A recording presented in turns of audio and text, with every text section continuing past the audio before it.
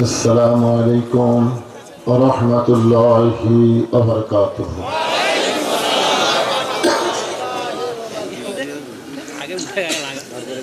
الحمد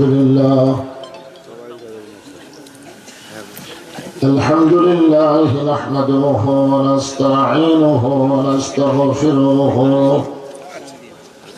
ونؤمن به ونتوكل عليه ونعوذ بالله من شرور أنفسنا ومن سيئات أعمالنا من يهدي الله فلا مضل له ومن يضلله فلا هادي له সকলে জবান খুলে বলেন আশহাদু আল্লা ইলাহা ইল্লাল্লাহু ওয়াহদাহু লা শারীকা লাহু ওয়া আশহাদু আন্না মুহাম্মাদান আবদুহু ওয়া রাসূলুহু الذي أرسل رسوله بالحق بشيرا ونذيرا وداعيا إلى الله بإذنه وسراجا منيرا. لقد قال الله تعالى في كلامه المجيد والفرقان الحميد.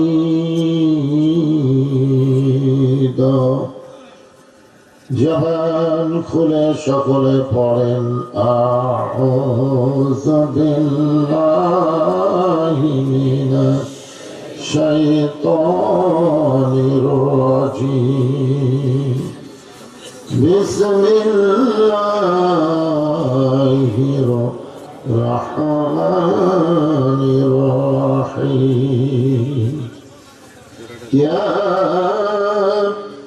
أيها الذين آمنوا اتقوا الله حق تقاته ولا تموتن إلا وأنتم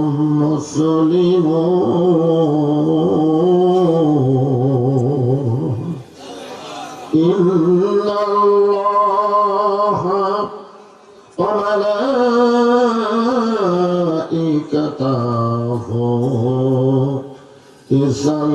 يصلون على النبي يا أيها الذين آمنوا صلوا عليه وسلموا تسليما. اللهم صل على محمد. اللهم بارك على محمد.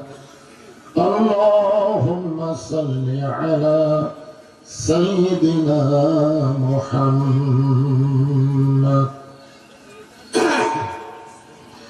مشرق حب محمد সকল বলি সাল্লাল্লাহু আলাইহি ওয়াসাল্লাম. مطلع ديواني ما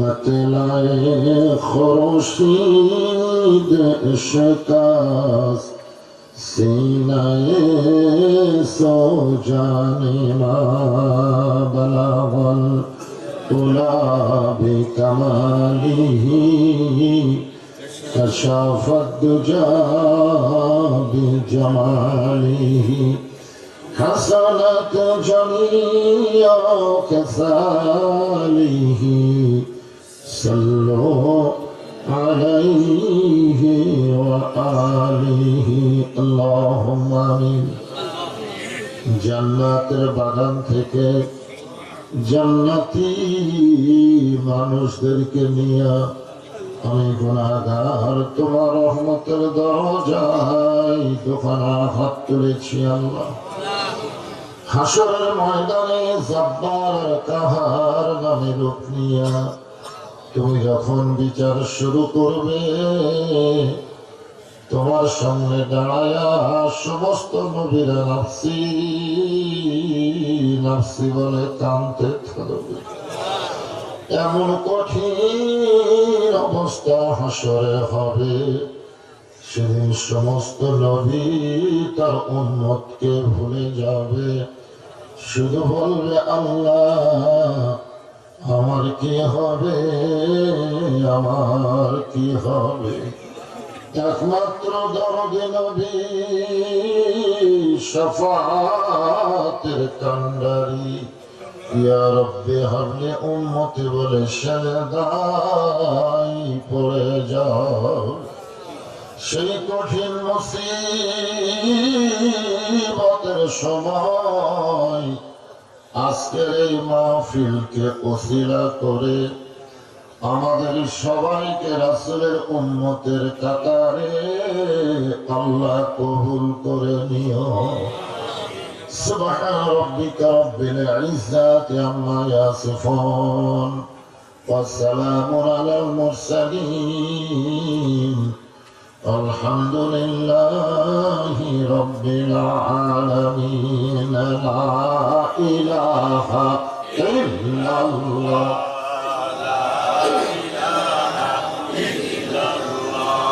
لا إله إلا الله لا إله إلا الله لا إله إلا الله لا إله যার দিল আছে আমার আল্লাহর ভয় তার ভয় যার মনে আছে আল্লাহর ভয় আল্লাহ আল্লাহ সব সময় আহার বেদরা ভালো লাগে না এই দুনিয়া ভালো লাগে না ভালো লাগে শুধু আল্লাহ জোরে লা ইলাহা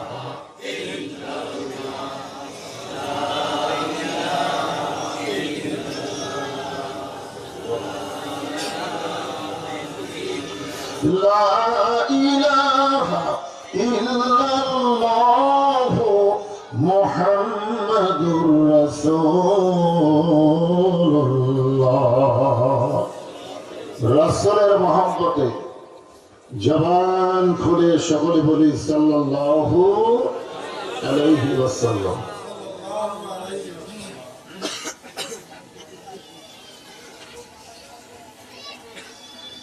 দক্ষিণ মহেশপুর হাজিপাড়া জামে মসজিদ ওই এলাকাবাসীর উদ্যোগে আজকের এই তাফসীরুল কোরআন মাহফিল আজকের এই তাফসীরুল কোরআন মাহফিল আল্লাহ তাআলা যিনাকে সম্মানিত সভাপতির আসনে কবুল করেছেন সম্মানিত সহসভাপতি সম্মানিত সভাপতি জনাব আলহাজ মোহাম্মদ জাভেদ আলী সরকার সহসভাপতি জনাব মোহাম্মদ তৌফিকুজ্জামান বিউ সম্মানিত সভাপতি দলকে অন্তরের অন্তঃস্থল থেকে আমি শুভেচ্ছা জ্ঞাপন করছি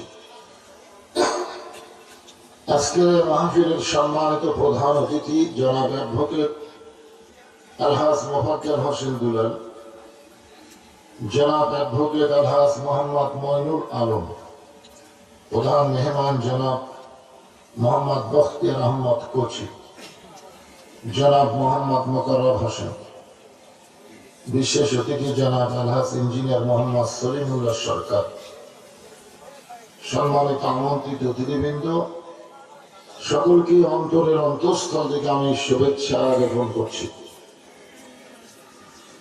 আজকের এই মাহফিলের সম্মানিত ওলামায়ে কেরাম, এই জাতির শ্রেষ্ঠ সন্তান নায়েবে রাসূল, আল উলামা ওয়ারাসাতুল আম্বিয়া, ইন্নামা ইয়াখশাল্লাহ মিন ইবাদিহিল উলামা।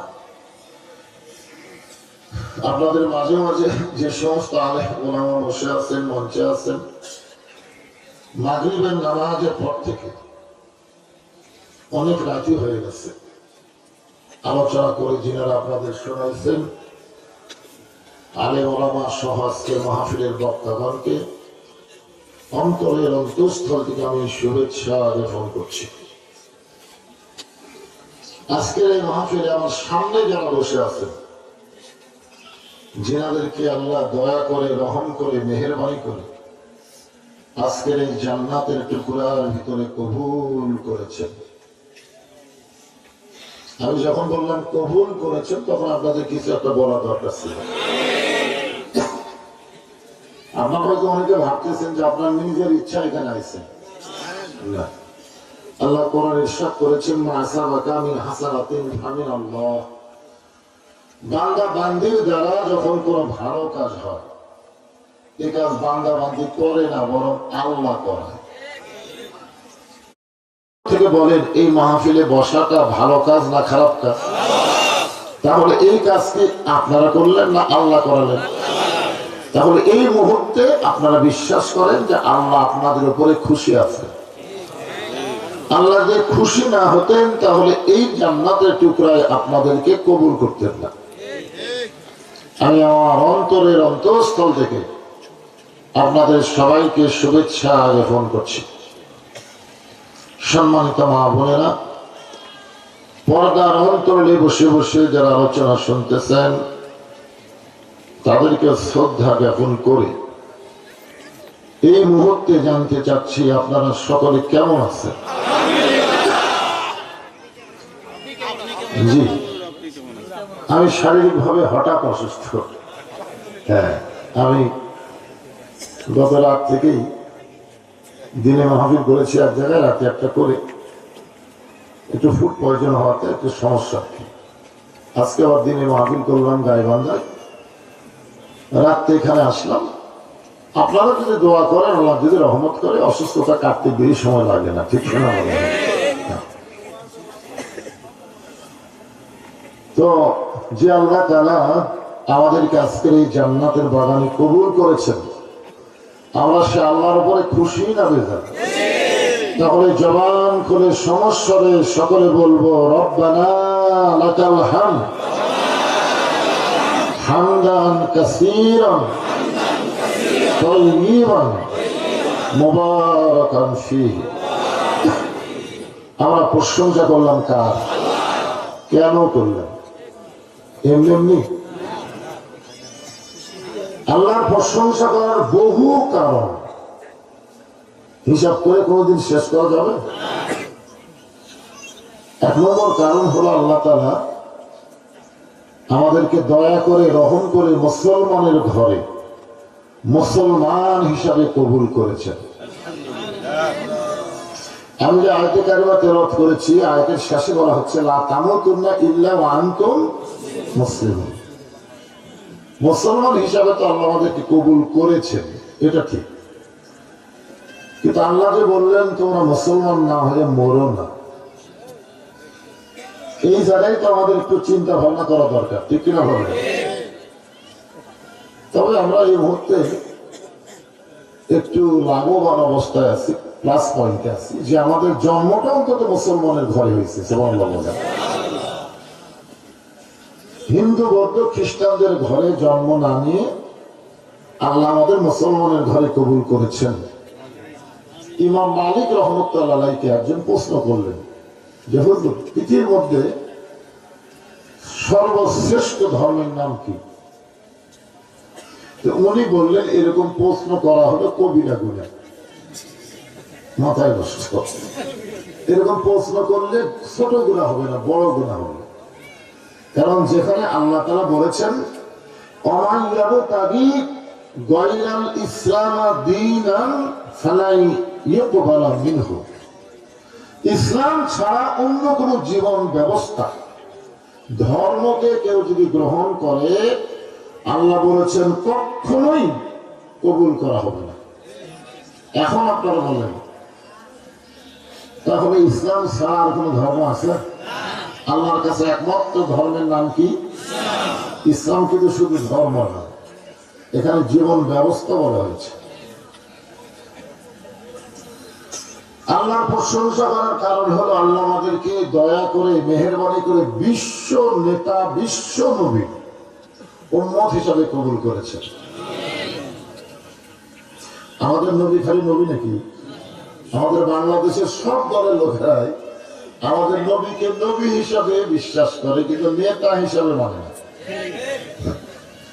নবীর প্রতি দরুদ পড়ি, নবীরে সালাম করি মিলাদের ভিতরে, কিন্তু নবীর সমাজ গড়ার কাজে অনেকের দ্বন্দ্ব মনে বাজে। বিএনপির একজন বর্ষীয় নেতা বলেছে যে রাজনীতির সাথে ইসলামের কোন সম্পর্ক নেই। এইরকম কথা যারা বলে আমার মনে হয় না তারা মুসলমান, তারা হলো 1 নম্বর মুনাফিক। ঠিক কিনা বলেন? আমি শহীদ জিয়ার কথা বলেছি, আমি শহীদ জিয়ার প্রশংসা করেছি, কারণ শহীদ জিয়ার কাজকর্ম সবগুলোই ভালোই ছিল আলহামদুলিল্লাহ। উনি শহীদ হয়েছেন এটাও সবাই স্বীকার করে, এবং ভারতের পরিকল্পনায় ওনাকে হত্যা করা হয়েছে।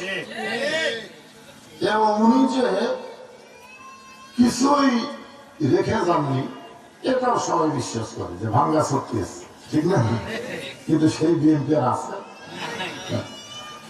শহীদ জিয়ার আদর্শ বলা যাবে না, আদর্শ একমাত্র রাসূলের হতে হবে। জোরে কথা ঠিক কিনা? কারণ আল্লাহ কোরআনে যেখানে ডাইরেক্ট বলেছেন সেখানে তো গোজা নিয়ে দিলে চলবে না। আল্লাহ বলেছেন যদি তোমরা সফলতা পেতে চাও তাহলে রাসূলকে তোমাদের আদর্শ হিসাবে গ্রহণ করে নাও। এ কথা কার? লাইলাতুল মেরাজ এই মাসেই হয়েছে। এই মাসের নাম হলো রজব মাস। বলেন কি মাস? রজব মাস। এই মাসের চাঁদ ওঠার সাথে সাথে আল্লাহ নবী একটা দোয়া বেশি পড়তেন। আপনারা পড়েন নাকি? আল্লাহুম্মা বারিক লানা রজব শাবান ওয়া বাল্লিগনা রমাদান, ওয়া বাল্লিগনা রমাদান। এইটুকু পড়ে আমি চিন্তা করলাম যে আল্লাহ রাসূল দোয়া করতেছে, আল্লাহ রমজান পর্যন্ত আমার হায়াত কি করো, বৃদ্ধি করে দাও। তার মানে বোঝা গেল কে কখন মরবে এটা আল্লাহর নবীও জানে না। আল্লাহর নবী যদি জানতেন তাহলে এই দোয়া করতেন না। নবী জানে না, আর সাবেক প্রধানমন্ত্রী হাসিনা কিন্তু জানতেন যে 41 সালের আগে হজ নাম হয় কি। ঠিক কিনা বলেন? এখন 5 তলার ঘরে 1.5 লাখ টাকার খাট, 12,000 টাকার কম্বল, রাত 9টার সময় ওড়ে তামানে গাড়ি দিয়ে বলতেছে আমার বাড়ি, আমার ঘর, আমার নামায় কি? দেশ হল আমার বাপের, দেশ হল আমার, নামানোর ক্ষমতা কারণ নেই। কিন্তু রাত 3টার সময় একটা ভূমিকম্প এরকম খালি একটা ঝাঁকি মারছে, যে লোকটা বলছে আমার নামাইতে এত ফোর্সে নামছে যে কম্বলের মধ্যে লুঙ্গি খুলে আছে, লুঙ্গিটাও পর্যন্ত পড়ার টাইম পায়নি। 12 তরকারি দিয়ে ভাত পাত করছে, অথচ খাওয়ারও সময় হয়নি। ফেরেশতা বলতেছে আল্লাহ নামাইলা নামাইলা, তাই বলে এইভাবে ন্যাংটা করে নামালে। আজকে বলে আওয়ামী লীগ যেভাবে ক্ষমতার থেকে নামা গেল, এটা কি কাপড় পরে না ন্যাংটা হয়ে যায়? আমাদের বগুড়াতে একটা মেম্বার থেকে শুরু করে একটা নেতা নেই, কোন জায়গায় পড়ে গেছে আল্লাহ ভালো জানে। আর আজকে এখানে একজন নেতা বললো যে আপনাদের মধ্যে নাকি এখনো কেউ কেউ আছে ঢুকতে পারে না। থাকতে পারে, অসুবিধা নেই। আমার 4 ভাই, আমার 4 ভাই। আমার বড় ভাই আওয়ামী লীগ করে, হেডমাস্টার প্রাইমারি আওয়ামী লীগ করে। আমার ছোট 2 ভাই 2 কলেজের প্রফেসর, ওরা বিএনপি করে। আমি তো বুঝতেছি কি দরকার।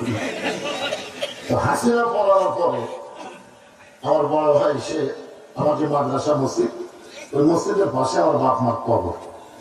5 আগস্টের পরে আমার ভাই এসে বাপ মার কবর জিয়ারত করে মসজিদে ঢুকলো। আমার আবার সিসি ক্যামেরা আছে, সব দেখতে পাই। তো বড় ভাইকে মসজিদে ঢোকা দেখে আমি খুব খুশি হলাম।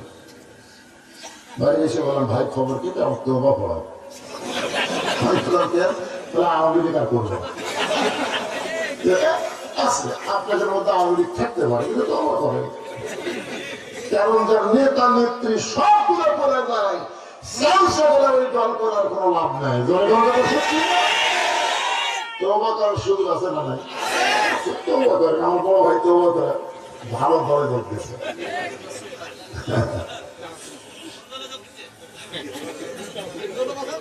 কি হয়েছে? কোন দল গেছে?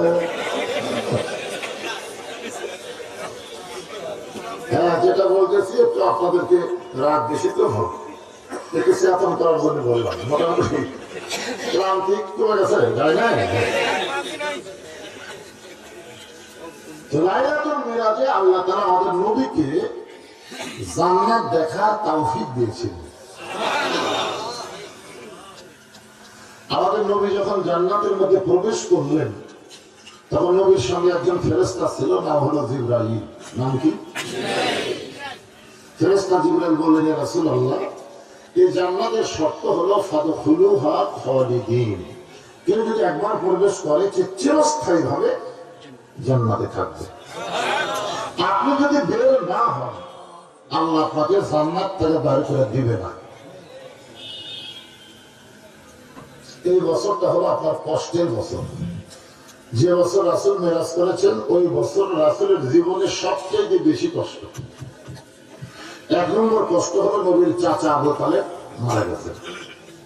2 নম্বর কষ্ট হলো দরদের বিবি খাদিজা মারা গেছে। 3 নম্বর কষ্ট হলো তায়েফের ময়দানে গিয়ে পরে আর দাওয়াত দিয়ে রক্তাক্ত হয়েছিল। টঙ্গী দখল করার জন্য না, পরে আর দাওয়াত। এখন তো টঙ্গী দখল করার জন্য 2 জন মারা গেছে। যদি বাংলাদেশে থেকে দেওয়া হয়, কি করবি?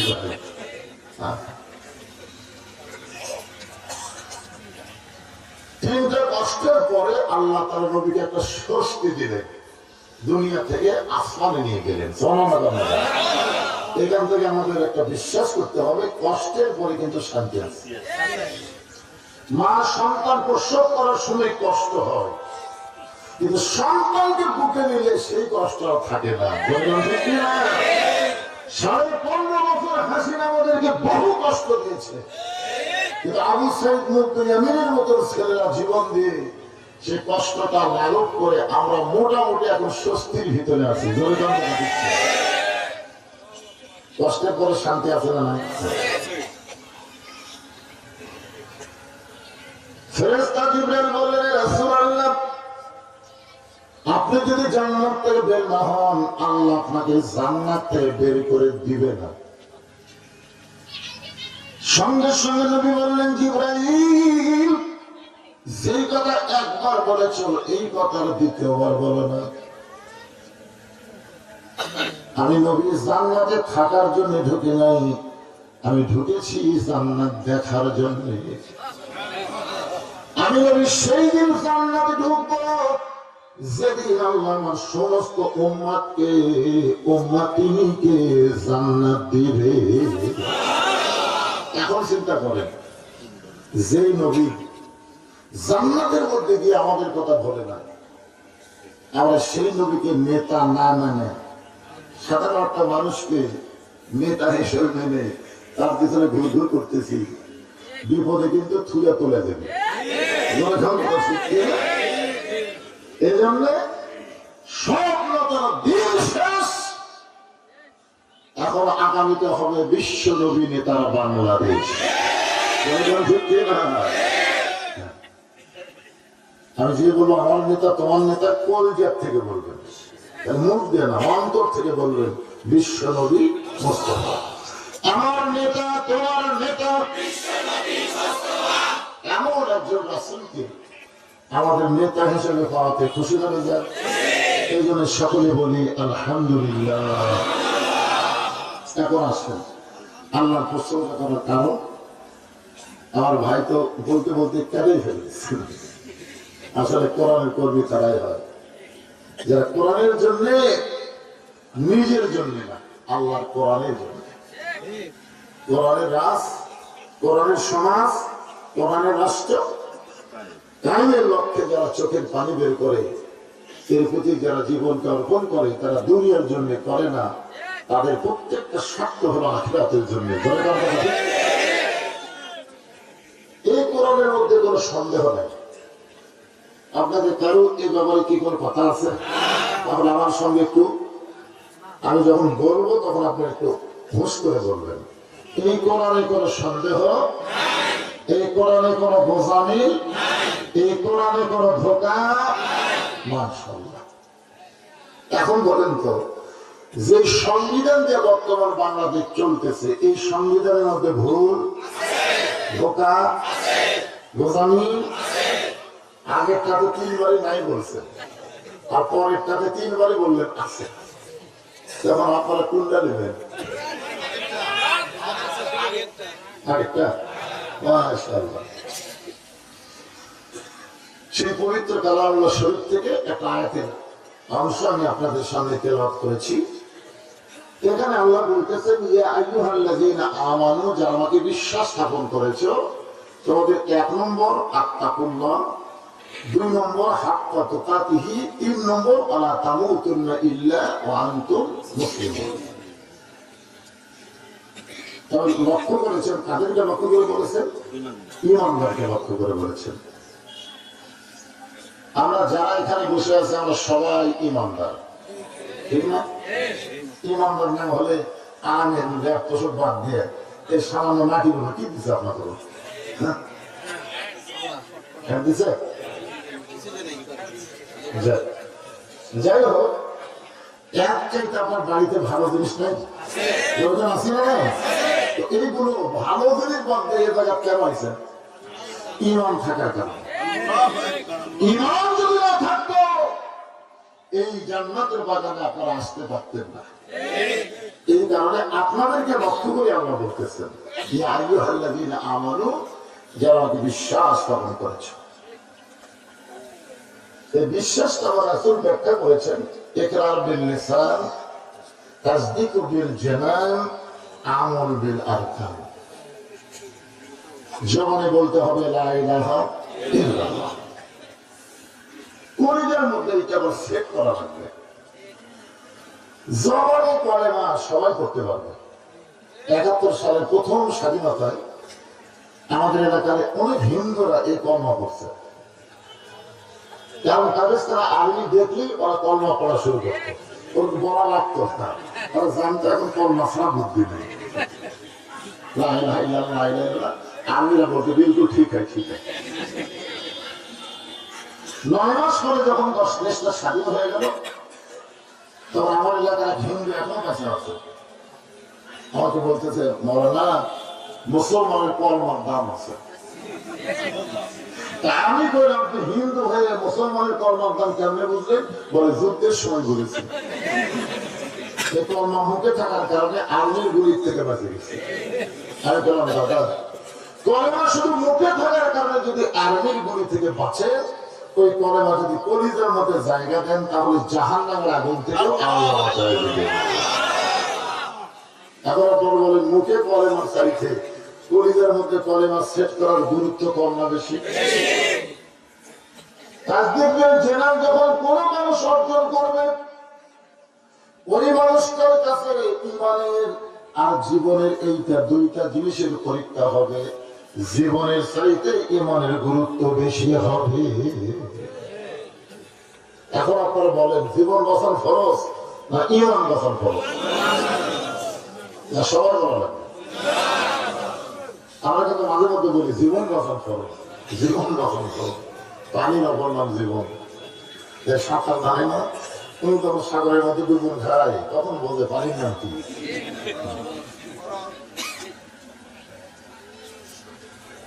যদি সত্যি বলেন যে ঈমান বাঁচান ফরজ, জীবন আমরা যতই চেষ্টা করি বাঁচাতে পারবো না। যতই চেষ্টা করেন জীবন বাঁচানো যাবে না, কিন্তু একটু চেষ্টা করলে আমরা ইমানকে বাঁচাতে পারবো। এই তাসদীকের জানার একটা দৃষ্টান্ত দিই আপনাদেরকে। উকিল এসে বলতেছে যে আপনি তো ফাঁসি রায় কার্যকর হবে, তবে আপনি যদি ফাঁসি থেকে বাঁচতে চান তাহলে রাষ্ট্রপতির কাছে একটা দরখাস্ত লেখেন। রাষ্ট্রপতি যদি আপনার দয়া করে মাফ করে তাহলে ফাঁসি দণ্ড কার্যকর হবে না। তাসদীক বিন জানান কলিজায় ঈমান থাকার কারণে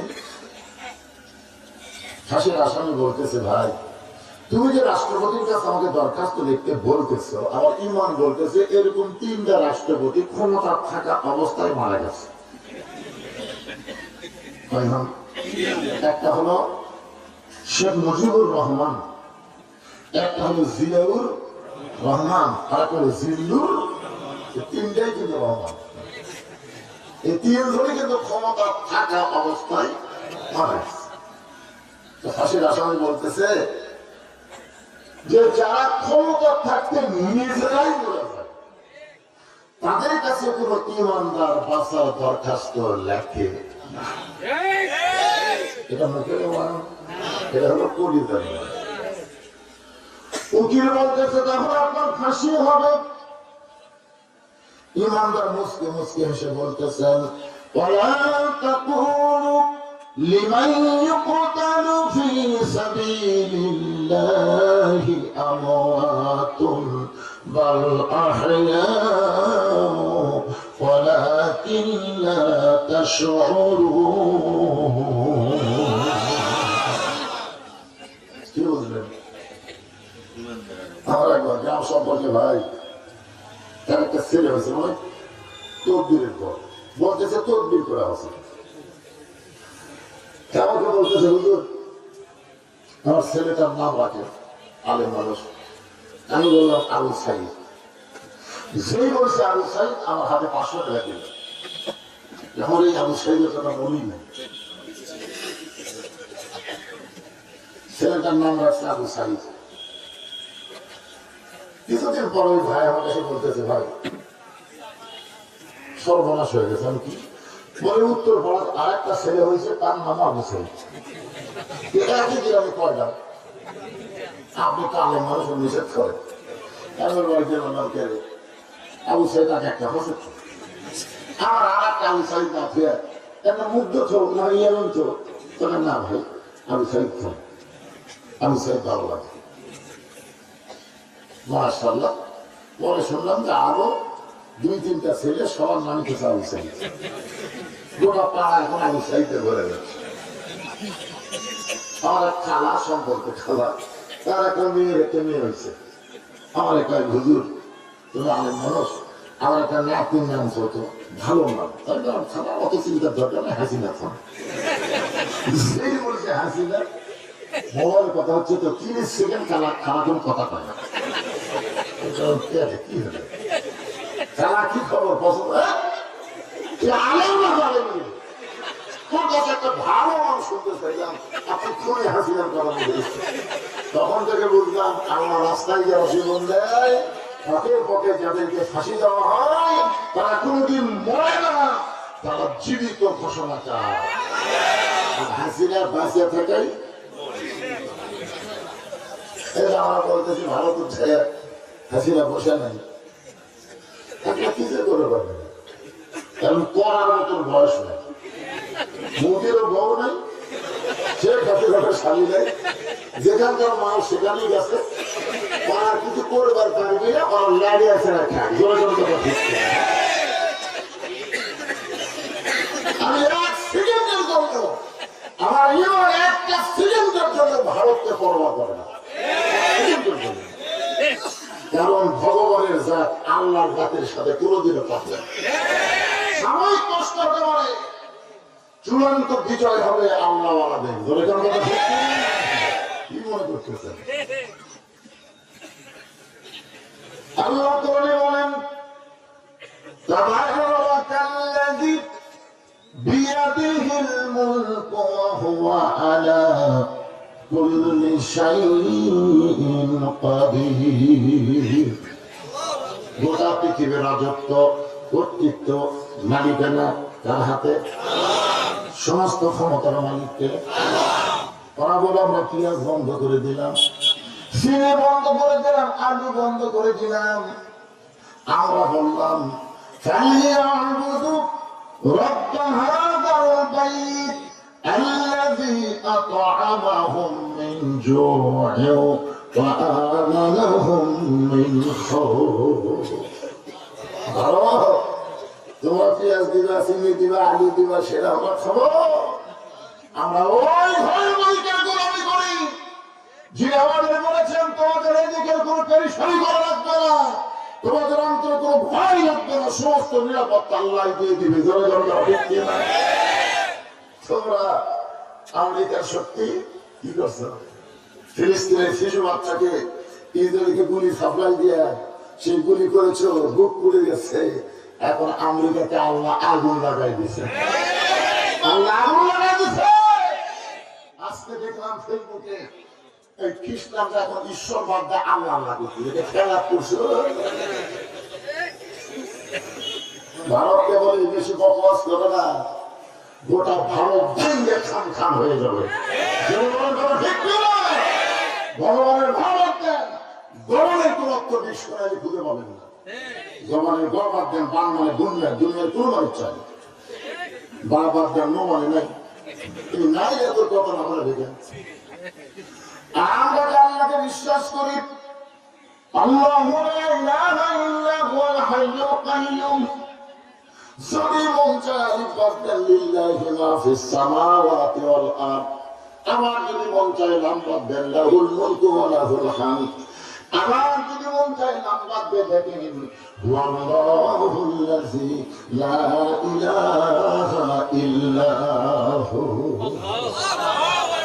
সবকিছু বাদ দিলেও আল্লাহ বাদ করে গাড়ি করে আমার গাড়ি রেখে যমুনার ওই পার মাছ না পারে আমার মাহফিল বিশাল একটা নৌকা 100 মানুষ নৌকার ভিতরে নৌকা যখন নদীর মাঝখানে এমন সময় আসমানে কালো মেঘ করে একটা বাতাস যদি শুরু হলো ওই নৌকার মধ্যে দুটো হিন্দু ছিল হিন্দু আমার কাছে এসে বলছে কিছু করে আমি বললাম ভাই কি প্রশ্ন আসান দেয় বিশ্বাস করেন কোন কথা বললাম তোরা ভগবানের দোল হয় আসানের কি ভীতি যারা হয়তো আমাদের বাড়ি মুসলমান এলাকা এইরকম যখন ঝড় ওঠে তখন আসান দিলে একবার দিলে কমে 2বার দিলে বন্ধ হয় ভগবানের দোল ওরা দুই হিন্দু হাসেন সব পাওয়ার আল্লাহ শুনে ভগবানের যত আল্লাহ পায় কথা আল্লাহ আর ওরা হলে বাংলাদেশকে হুমকি দেখায় একটা ফাটা কৃষ্ণ মিঠুন ও আবার কইছে বাংলাদেশকে দখল করতে আমাদের 15 দিন লাগবে না আমাদের ছেলেদের হাতে আর একটা খুর থাকবে লাঠিতে পায়ে ফেল দিবি খুর দিয়ে গোড়া কাটবি না আগাটাকে পলটে দিবি শূন্যতে খাপনা হবে জোরে জোরে হবে কিরকম করতে মোদী তুই জিনিস নিলে আমরা এমন এক মানব বসাছি বিপদ করলে আমরা সে দোয়া করি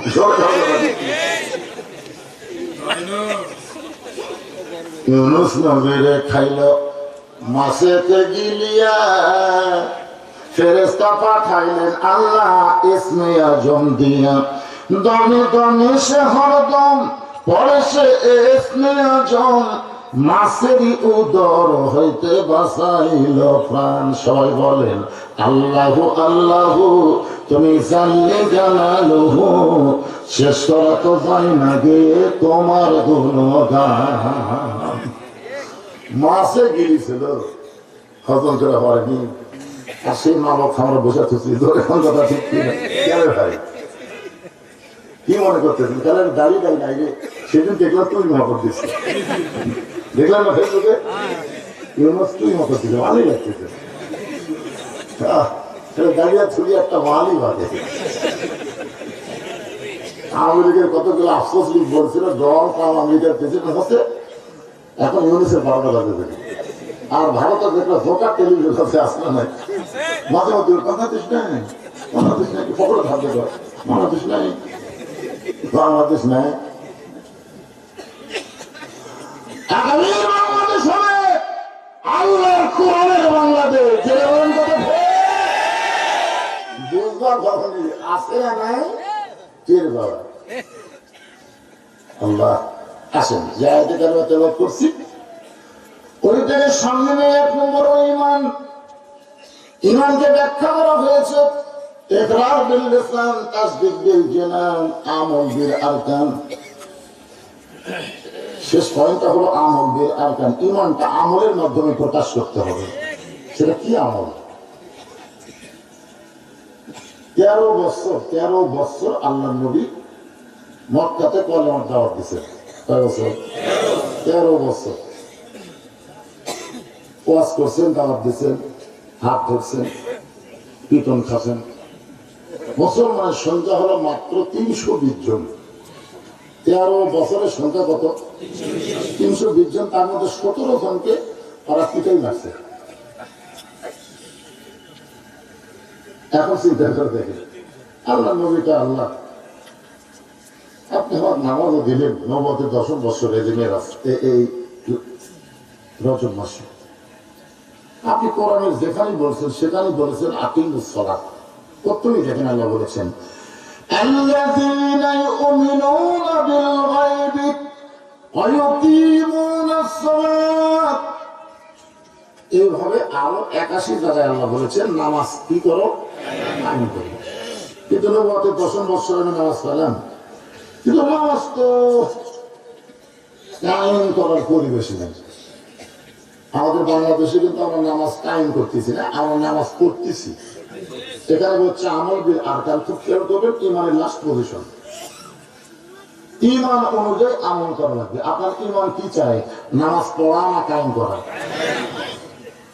হাদিস আছে বিস্তারিত, হুজুরি কলব ব্যতীত পড়ছেন কালেও নামাজ তোর হবে না। তবে কেন গাও জোয়ারি, মানুষকে দেখো নামাজ পড়ি, ও তোমার সিদ্ধ বীজে সুফসল করবে না। আল্লাহ কয় নামাজের জোরে ফায়েশা কাজ যাবে দূরে, পাক কোরআনে রয়েছে ঘোষণা। এখন আকাম কুকাম নামাজ রোজা একসাথে বান্ধিয়া বোঝা, জাহান্নামে দিয়াছ রওয়ানা। আজও কেন আল্লাহ সালাত কায়েম করবা না? করতেছে। যখন চাকরি গেছে, ঘুষের চাকরি করতে, বুঝলেন, ঘুষের চাকরি, চাকরি যখন গেছে তখন নামাজ পড়া করতেছে। আল্লাহ আর জীবনে ঘুষ খাওয়া দুই কান্দ দুই ফেরেশতা, আল্লাহ এক কান্দ থাকবো না। এই যতদিন ঘুষের চাকরি করছে ততদিন এই তওবা করেনি। যে চাকরি গেছে বুড়া ছোড়া ভাঙা ছোড়া সব মসজিদে যায়, জোয়ান গুলা সব টোটো করে ঘোরে।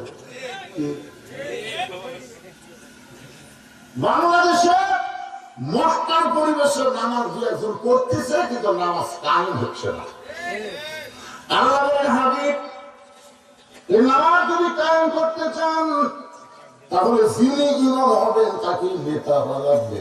আপনি মক্কার পরিবেশে দেখেন তো ইমামকে আর নেতাকে।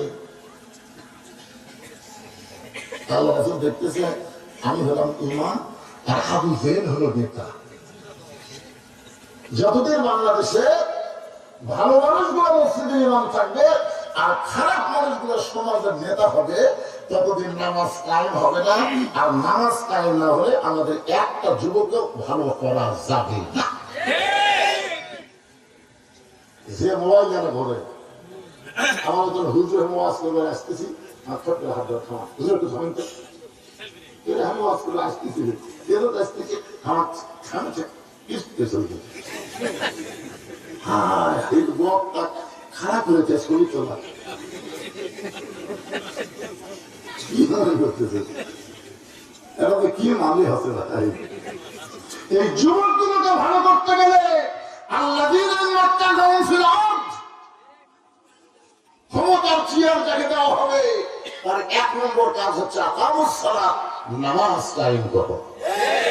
আমাদের বর্তমান পরিবেশে কোন দল সংসদে গেলে নামাজ কায়েমের বিল পাস করবে?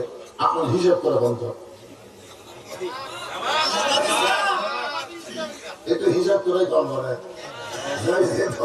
করেন কিন্তু হিসাব করে কোন দল গেলে একদল মহাসচিব তো বলে দিছে যে ইসলামে কোনো রাজনীতি নেই, সবার চাপা খেলে দিতে হবে।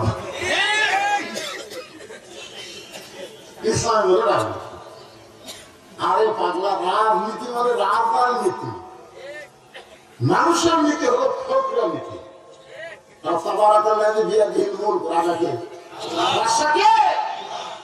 আল্লাহর নীতি হলো রাজনীতি আর মানুষের নীতি হলো ফকরা নীতি।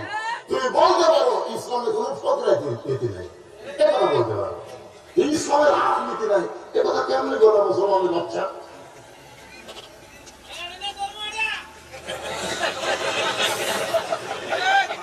অথচ হসপিটাল গেছে, অথচ হসপিটালে কাবাঘরের সামনে নিয়ে ঘুরিয়ে বলছে লব্বাইক আল্লাহুম্মা লব্বাইক লব্বাইক লা শারীকা লাক লব্বাইক ইন্নাল হামদা ওয়ান নি'মাতা লাকা ওয়াল মুলক। কি লাকা ওয়াল মুলক লা শারীকা লাক, কি কইলি? এই লাকা ওয়াল মুলক লা শারীকা লাক মানে কি? এর বাংলা অর্থ হলো রাজত্বের ভিতরে, রাজনীতির ভিতরে একমাত্র আল্লাহ ছাড়া অন্য কাউকে আমি স্বীকার করি। হজের আগে তুমি যে কোনো দল করতে পারো করো, কিন্তু হজ করার পরে আর কোন মানুষের দল করা যাবে না। প্রত্যেকটা হাজিকে আল্লাহর দল করতে হবে। হজ করার পরে আল্লাহর দল না করো, তোমার নাম হাজি লেখা হবে কিন্তু হজ আল্লাহর দরবারে কবুল হবে না।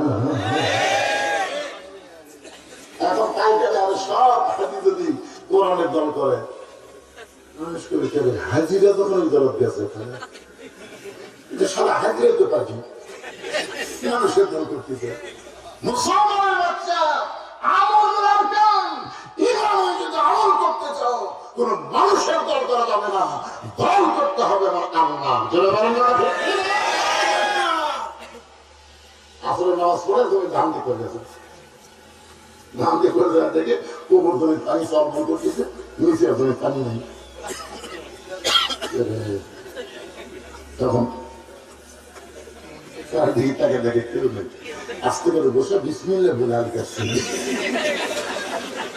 শুনতে বিসমিল্লাহ, মদ খাওয়া শুনে বিসমিল্লাহ, আজকে বল বিসমিল্লাহ এই কয়ে শুরু করে দেয়। কি চারিদিকে তাকে দেখে কেউ নেই, বিসমিল্লাহ বলে আল কাছে, বিসমিল্লাহ বিসমিল্লাহ দিয়ে শুরু করলাম। আল কাটা দিয়ে ওই পানি দিয়ে হাত ধসে ধুয়ে আমার চারিদিকে তাকায় কেউ নাই, আলহামদুলিল্লাহ কেউ দেখেনি। আল্লাহ কোরআনে বলেন আমরান নাস মান ইয়াকুলু আমান্না বিল্লাহি ওয়া বিল ইয়াউমিল আখির ওয়া মা হুম বিমুমিনিন। এক নম্বর হচ্ছে আত্মাকুল্লাহ, আল্লাহর ভয়। আল্লাহর ভয় সকলের অন্তরে হয় না। এই কোরআন যে যখন রাষ্ট্র চলবে তখন একজন নেতা কেমন আল্লাহ ভীরু হবে, একজন কর্মী তখন কেমন আল্লাহ ভীরু হবে।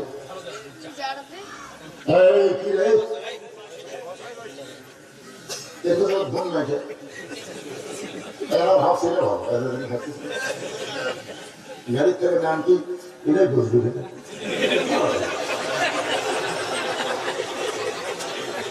বাপ হাওয়াটা এটাই বুঝবে, আলুটা এটাই বুঝবে। মানে ছোট ছোট বাচ্চারা যখন এত সুন্দর কি করে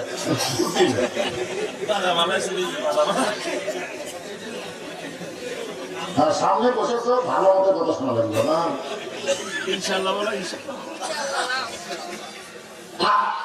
দূরে ভাই চিল্লা চিল্লি করতেছে না, একটু সামনে আসেন তো ভাই, কেন পরে সামনে আসেন এত দূরে ছেড়ে চিনলে ভাই, সেই মহব্বতে পারবা দূরে বসে চিনলে কাছে আসো। আল্লাহর কোরআন যখন রাষ্ট্র চলবে আত্মা বাংলা ডিগ্রি অর্জন হলে নেতার চরিত্র কেমন হবে আমি সামান্য একটা দৃষ্টান্ত দিয়ে তারপর কোন চরিত্রে ফেরত হব।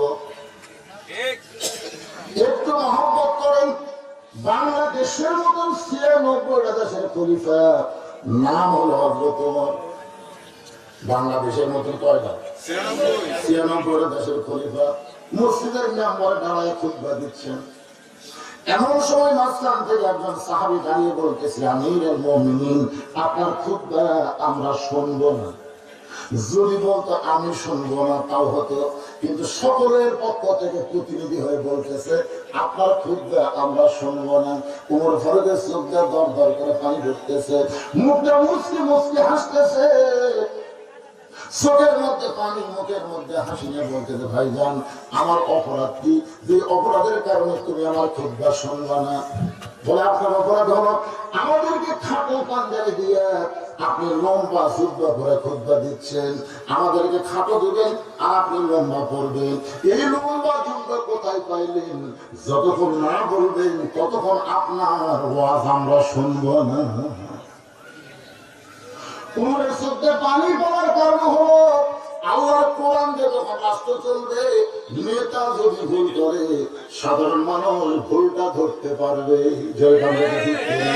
আপনার বলেন তো মসজিদের মধ্যে আইন চলে তার আসলে না হলে কয় বৈঠক? 2 বৈঠক, 2 রাকাতে একটা 4 রাকাতে তো আমরা 5টায় 3 বসলাম, 2 রাকাতে বৈঠক ঠিকই দিছে, কিন্তু 3য় রাকাতে আবার বসে আছে। তবে সামনে কাতারে মুসল্লিরা এত খেয়াল করেনি, কিন্তু 2য় কাতারে কত ধ্যান চালায় খেয়াল করছে কেউ।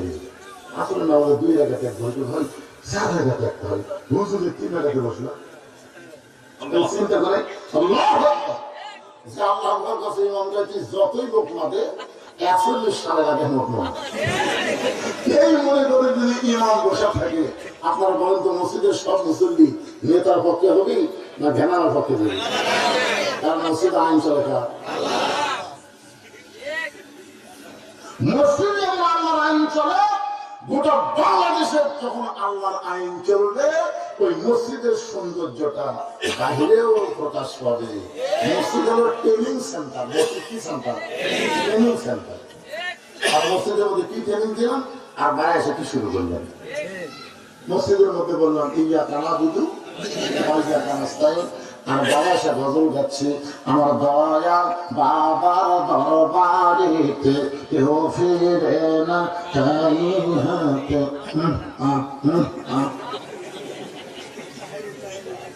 মসজিদে বললাম ইয়াকা নাবুদু ওয়া ইয়াকা নাস্তাইন, আর বাহিরে এসে বলতেছি চাকরি না হলে চলবো কেমনে, ব্যবসা না হলে বাঁচবো না, আবাদ না হলে খাবো কি? মসজিদের মধ্যে কি ট্রেনিং দিলাম আর সমাজের মধ্যে কি প্রতিফলন হচ্ছে, এই জন্য বলা হয়েছে আমল বিল আরকান। একটু মনোযোগ দিয়ে কথাগুলো শুনবেন। আমার চোখের পানি বলতেছেন, চোখের পানি না, আর মুখটা মুসকে মুসকে হাসতেছেন। মুখটা হাসার কারণ হলো যতদিন মুসল্লিরা মানুষেরা লোকমা দিলে ততদিন খারাপ নেতা হবে না। যতদিন মসজিদে লোকমা থাকবে ততদিন যেমন তেমন লোক ইমাম হবে। 3 দল মুসল্লি মসজিদে গেছে, আওয়ামী লীগ, বিএনপি আর জামাত। কিন্তু ইমামের মায়ের খুব অসুখ, ইমাম মাকে নিয়ে হাসপাতালে গেছে, জুমার দিনে ইমাম আসেনি। এখন 3 দল মুসল্লি খালি ঘড়ি দেখতে গেলে ইমাম নেয়, ইমাম নাই। এখন খুঁজবে কোন দল দিবে। ইমাম আসলে ভাই দেখাই যাবো না। তখন জামাত ইসলামের মধ্যে আওয়ামী লীগের এক নেতা বলতে, ভাই তোমাদের দল এখন ক্ষমতা আছে, তাহলে তুমি খুঁজবে কেন? আওয়ামী লীগ বলতে, ভাই আমরা শনিবারে আমরা দিই না। বিএনপির কাছে বলতেছে, ভাই কি খবর?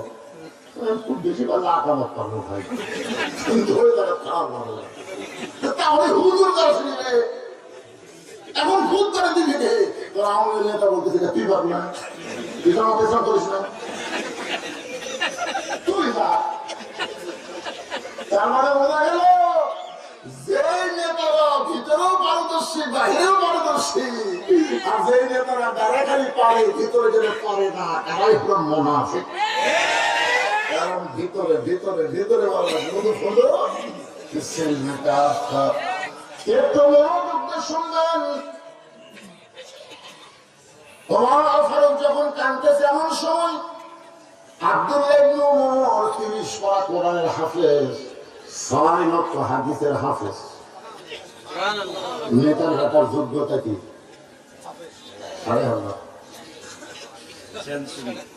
5,500 বলবেন না? আমাদের সাবেক প্রধানমন্ত্রীর বেটা কি করছে? তথ্য উপদেষ্টা 5,500। আমি 5,500 খুঁজে পাই, 1,500 আছে, 1,500 আছে, কিন্তু 5,500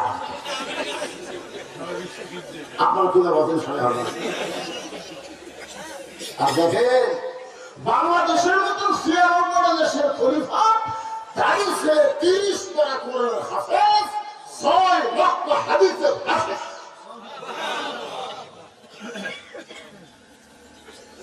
বাবার সামনে গিয়ে বলতেছে, রে নবীর সাহাবীরা, তোমরা খাটো পাঞ্জাবি হলেও তো নতুন কাপড় পরে নামাজ পড়তে আইছো, কিন্তু আমার পরনে তাকায় দেখো, আমার পরনে নতুন কোন কাপড় নেই। ওসমান গনি বলে, আব্দুল্লাহ, আজকে জুমার দিনে সবাই নতুন পোশাক পরেছে, তুমি কেন নতুন কাপড় পরবা না? আব্দুল্লাহ বলতেছে, আমি যদি নতুন কাপড় পরতাম তাহলে আমার বাবার জুব্বা লম্বা হতো না। তোমরা দুনিয়ার সবাই যখন ঘুমাইছিলে এমন সময় আমার বাবা চুপি চুপি, যেদিন বাবা মদিনার খেলাফতের দায়িত্ব পাইছে সেদিন থেকে আমার বাবার চোখে রাতের বেলা ঘুম নাই। আমি একদিন গভীর রাত্রে চেতন পায় দেখি আমার মা দরজার পাশে দাঁড়ায় আছে। আমি বললাম, মা, এই গভীর রাত্রে দরজার পাশে দাঁড়ায় কি করতেছে? মা বলে, বেটা, তুই জানিস না, তোর বাবা যতদিন সাহাবী ছিল ততদিন আমাকে বুকের মধ্যে নিয়ে ঘুম পাড়তেছিল। হুন্না লিবাসুল্লাকুম ওয়া আনতুম লিবাসুল্লাহুন্না। স্বামী হলো বিবির পোশাক, বিবি হলো স্বামীর পোশাক। কিন্তু যেদিন থেকে খেলাফতের দায়িত্ব পাইছে সেদিন থেকে চোরের মতন চুপি চুপি ঘুরে বেড়ায়, কে কেমন আছে নিজের চোখে দেখার জন্যে। কোন চান্সে নেই, র্যাব নেই, পুলিশ নেই। 96টা দেশের, আমাদের বাংলাদেশের মতো 96টা দেশের খলিফা চোরের মতো ঘুরতেছে। ফরাতের করে একটা কুকুরও যদি না খেয়ে মরে, আল্লাহ ওমরকে জবাবদিহি করতে পারে। আপনার না, আল্লাহর ভয় এমনি এমনি হয় না। এই কোরআনের সঙ্গে যাদের সম্পর্ক তাদের পরিচয়টা আল্লাহর ভয় হবে। জোরে জোরে কথা ঠিক কি? চোরের মতন ঘুরতে ঘুরতে হয়তো তোমরা দেখতে পাই মদিনা মরুভূমির মধ্যে তাঁবু টাঙ্গায়া, ওই তাঁবুর মধ্যে 2টা ছোট বাচ্চা মা মা বলে কাঁদতেছে। আর মা বলতে, গোস্ত সিদ্ধ হলেই তোমাদের খাবার দিব, গোস্ত সিদ্ধ হলেই তোমাদের খাবার দিব। ওমর ফারুক নেতা হয়ে চিন্তা করে, দুম্বার গোস্ত হলে বড় জোর 8 ঘন্টা লাগবে, উটের গোস্ত হলে বড় জোর 1 ঘন্টা লাগতে পারে। এত গভীর রাত হয়ে গেল, এখন পর্যন্ত গোস্ত সিদ্ধ হয় না। এটা কেমন মা? সন্তানের দয়া কি মার করে যায় না? আস্তে আস্তে তাঁবুর কাছে গিয়ে বললেন, মা, তোমার সন্তান ক্ষুধার জ্বালায় এমন করে কাঁদতেছে, তোমার পরিচয় কি দয়া না হয় না? এত গভীর রাত হয়ে গেল, তারপরও তোমার গোস্ত সিদ্ধ হয় না। মেয়েটা বলে, পথিক, আমার বাড়ি হলো এমন দেশ, আমি শুনতে পাইলাম মদিনার খলিফা ওমর অত্যন্ত ভালো মানুষ। আমার 2-3 বাচ্চাকে নিয়ে বিকেল বেলা ওমরের দরবারে যাওয়ার চাইছিলাম, কিন্তু এত মানুষের ভিড়, আমি মদিনা ভিড় থেকে ওমরের কাছে কেমনে যাবো? আগামীকাল সকালবেলা যাওয়ার নিয়ত করে এই গভীর রাত্রে মরুভূমির মধ্যে তাঁবু টাঙ্গায়া আমার 2টা বাচ্চাকে কোলের মধ্যে নিয়ে ঘুমাবার চাই, কিন্তু 2টা বাচ্চার পেটে এত খিদা, এই ক্ষুধার জ্বালায় ওরা যখন বারবার কান্দে, ওদের সান্ত্বনা দেওয়ার জন্য আমি পাথরে পাথর আর পানি দিয়ে নিজে আগুন জ্বালায় বলতেছি, বাবা, গোস্ত সিদ্ধ হলে তোমাদের খাবার দিব, কিন্তু আমার পাথর তো আর সিদ্ধ হবে না। মনে করেছিলাম সান্ত্বনা মানে শুনতে শুনতে সন্তান 2টা ঘুমায় যাবে, কিন্তু এদের পেটে এত খিদা, আমার মনে হয় আগামীকাল পর্যন্ত আমার সন্তান 2টা বাঁচবে না। আত্মাতুল্লাহ কারে কয় রে মুসলমান?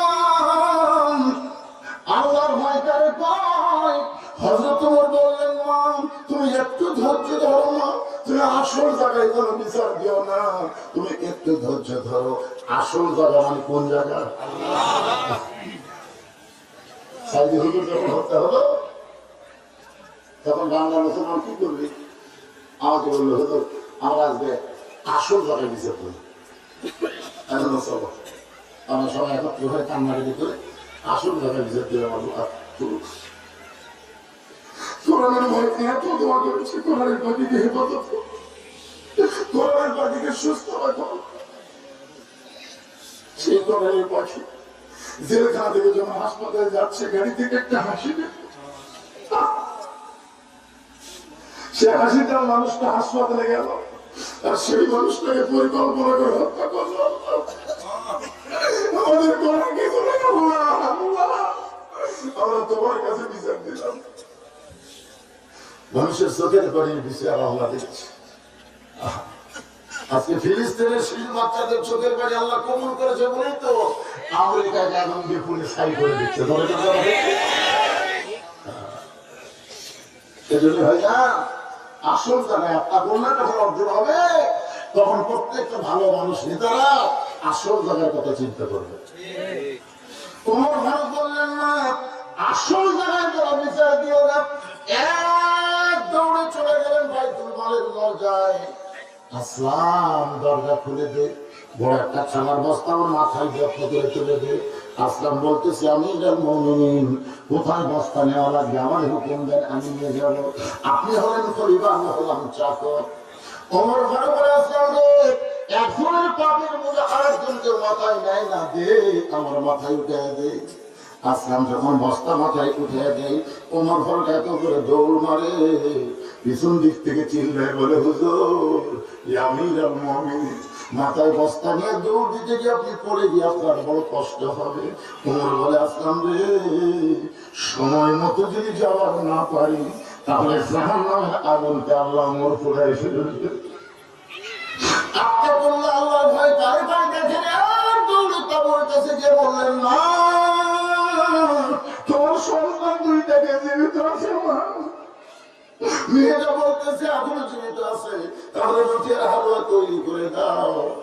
এবার মা রুটি হালুয়া তৈরি করে ওমরের হাতে যখন ওমর দুইটা সন্তানকে দুই উরাতের মধ্যে বসাইয়া রুটি হালুয়া সে যখন মুখে দেয়, দুইটা বাচ্চা মুসকে মুসকে হাসি আনন্দ করে খায়, কিন্তু ওমরের চোখটা দর দর করে পানি পড়ে। বাচ্চা দুইটা চোখের পানি মুছে দেয়, বলে কে গো এই গভীর রাত্রে বাবার দরদ দিয়ে আমাদেরকে রুটি হালুয়া খাওয়ান, এমন করে আপনি কেন কাঁদতেছেন, এমন করে কেন কাঁদতেছেন?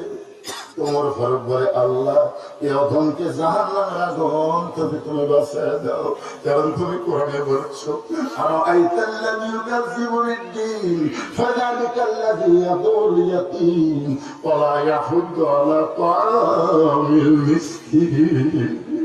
তোরা এতিমের সম্পদ, তোরা মিসকিনের সম্পদ, গরিব বাংলার সম্পদ বিদেশে পাচার করো, আর ভোটের আগে টুপি মাথা দিয়ে তোমরা গরিবের বন্ধু সাজো। তোমরাই হলো ধর্মের নামে চরম মিথ্যাবাদী ধরে সব সাইজ হয়েছে বাবা। আমার ঘরে আত্মজবাব দিবি, মাথা টুপি দিবি, দু একটা ছোট ছোট দাঁড়িয়ে থুবি, ধর্মের মিথ্যাবাদী তারা। মেয়েটা তাদের মধ্য থেকে বলতে পথিক ভালো মানুষের গল্প শুনেছি, মানুষ এমন ভালো হয় নিজের চোখে আজকে প্রথম দেখলাম। আল্লাহ ওমরকে যদি মদিনার খলিফা না বানায়, তোমাকে যদি মদিনার খলিফা বানাই তো মদিনা আল্লাহর জান্নাত হয়ে যেত। আব্দুল্লাহ বলে সাহাবীরা রে, দুনিয়ার সময় যখন ঘুমিয়ে গেছে, এমন সময় আমার বাবা চুপি চুপি আমার ঘরের দরজায় আব্দুল্লাহ আব্দুল্লাহ বলে ডাকতেছে। আমি দরজা করে তাকাই দেখি বাবার হাতে একটা পাঞ্জাবি। বাবার হাতে পাঞ্জাবি দেখে আমি খুশি হলো। আব্বা বাইতুল মাল থেকে আমার একটা পাঞ্জাবি দিছে, বাবা আর একটা দিবে রাখছেন। নেতার বেটার মধ্যে লাভই আছে তো। এখনো দেখবেন এমপির বেটা এমপির শালাকের যা মশান, জোরে কথা ঠিক কিনা? কি মনে করতেছেন বাংলাদেশের মতো 96 দেশের পরিবার তার বেটা একটা পাঞ্জাবি বাইতুল মাল থেকে পাশে আর একটা গভীরাতে বাদ দিয়ে বেড়াচ্ছে। খুশি বলতেছে বাবা আর একটা দিবে আছে। সঙ্গে সঙ্গে আল্লাহর কোরআন থেকে তেলাওয়াত করলেন ইন্নাল্লাহা ইয়ামুরুকুম আন তুআদ্দুল আমানাতি ইলা আহলিহা ওয়া ইযা হাকামতুম বাইনান নাস আন তাহকুমু বিল আদল। ধরে কথা আল্লাহু আকবার। কি বললেন 6 বছর আম বাগানে চাষ করছে, জ্যৈষ্ঠ মাসে দেখতে গেছে আম পাকছে কিনা, যা দেখে গাছের ডালে বসে ছোট্ট একটা বাচ্চা পাকা আম পাকতেছে আর ব্যাগের মধ্যে ঢুকেছে। বাগানের মালিক বলে আমি খাইনি, আমার পরিবারের কেউ খাইনি, আর তুই আমার কাছে তুই আম পাকতেছিস, কে তোর বাপকে বিচার তোমরা? ছেলে খালি মুসকি মুসকি হাসি। বাগানের মালিক বলে হাসিস কেন? বলে আমার বাপ কোথায় খুঁজ বের যাবেন, আমার আব্বা আমার কাছে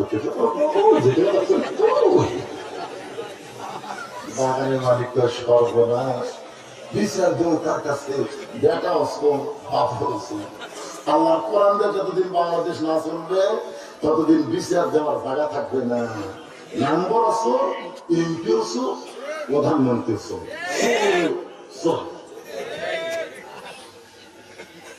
কি হয়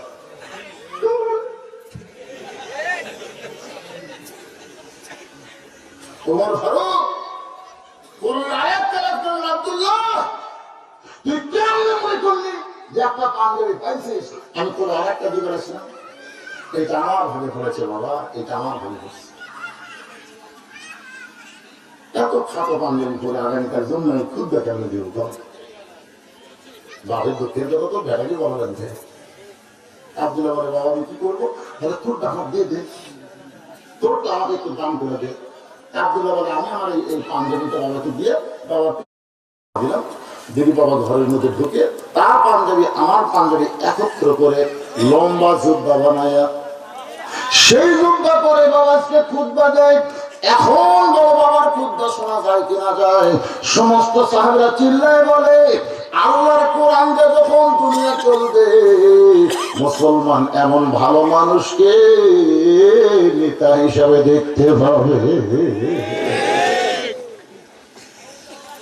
এই যে ছোট ছোট বাচ্চারা দৌড়াদৌড়ি করতেছে, দেখুন দেখুন আপনারা বলেন তো, এই যে বাচ্চাগুলো দৌড়াদৌড়ি করতেছে, চিল্লাচিল্লি করতেছে, দোষকার সরাসরি একজন কথা মা আসলে বলো, আসলে খোঁজলা দেখে অধিকাংশ স্বীকার করা, অধিকাংশ। আমার দাদি আমার কি বলছে মানে যখন একটু বড় তোর ভাই খুব টানে দাঁড় করে আছে, তোর মাথা লম্বা হয়ে গেছে, মানে মাথা একটু বড় আছে, তোর মাথা লম্বা হয়ে গেলে পরে আমাকে খেবে খেবে খেবে তোর মাথা ভুল করছি। কি বলবো সবের কথা, মা বিন সেই ব্যথা কেউ তো বুঝিবে না, মাজন থেকে সন্তানের দায় ওয়াকারে মা মারা যায়, কেন সে মায়ের ভক্তি করবা না? এমন দরদি ভাবে কেউ হবে না আমার মা গো। আল্লাহ হাসর ময়দানে বলবে যারা সিজার করা মা একে পায়ের তলে জান্নাত নেই, সিজার করার পর পায়ের তলে জান্নাত নেই, কারণ কোনো কষ্ট দিতে হয়। ইঞ্জেকশন মারে অবশ করে পেট কেটে দেখে ভূমি ভাঙেনি, কারণ 2 দিন পরে নর্মাল হবে, প্রত্যেকটা বাচ্চাই নর্মাল হবে। আমি আমার এলাকার যত বড় ডাক্তার তাকে সাথে যোগাযোগ করে বলছি খবর কি আপনি গোটা বাংলাদেশ করে দেখবেন হুজুর ডাক্তারের বইয়ের কোনদিন সিলার লাগে না, কোনো ডাক্তার কোনো বউরে সিলার করে না, কারণ ডাক্তার জানে সিলার করলে সন্তানের ক্ষতি, মায়ের ক্ষতি। আর একটা হলো কোনো মৌলবীর বাড়ি থেকে কোনোদিন মিলাদ দেখিনি, মৌলানা মানুষের বাড়ি মিলাদ পড়ায় কিন্তু নিজের বাড়িতে হয় না।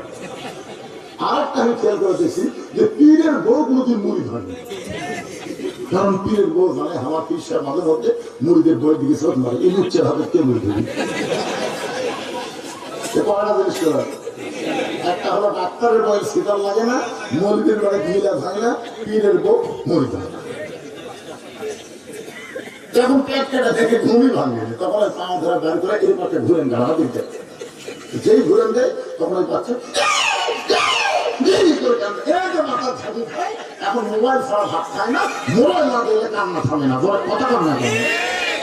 এই মালগুলাই তোরা রাস্তা ঘুরতেছি আপনার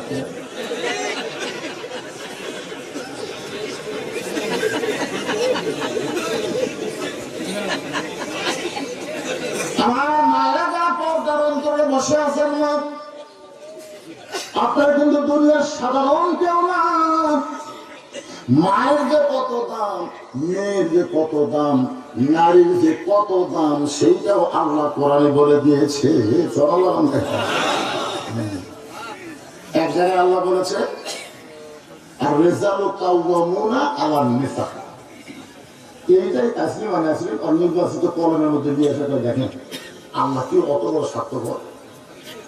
দেখছেন আল্লাহ দোষ ধরছে, দোষ ধরে বলতেছে আল্লাহ কইল পুরুষরা নারীদের উপর থাকবে, কিন্তু অন্য জায়গায় আল্লাহ কইল হুন্না লিবাসুল লাকুম ওয়া আনতুম লিবাসুল লাহুন্না।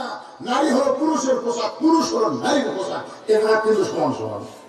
কথা কম না আর যখন রাসূল বলল মায়ের পায়ের তলে সন্তানের জান্নাত, তখন নারী যদি মা হয় তাহলে বাবার চাইতে মায়ের দাম অনেক বেশি। আর সেই নারীকে ওরা বুঝাচ্ছে কোরআনের দল যদি ক্ষমতা যায় তোর কথা মার্কেট করা যাবে না, আর বাড়িতে ভাড়া দিতে আর সবাই বেড়াতে বুঝাচ্ছে খবর না শুনে তুই ঠান্ডা হয়ে গেছিল।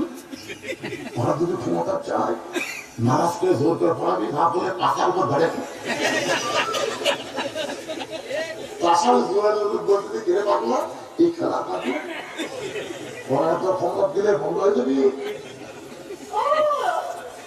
এর মুখে আমাদের মুখে বুঝাচ্ছে, বুঝতে না তোরা যতই বুঝে ভাবলা কয়েকদিন আগে আমার এলাকার যত হিন্দু, আমার এলাকার সব হিন্দু আমার মাদ্রাসা যাচ্ছে। আমার মানুষের হিন্দু আসবে আমি হিন্দুদের বিরুদ্ধে কিছু করলাম না, সেদিকে আমরা দেখলাম না ওদের ভাব ভালো হাসতেছে।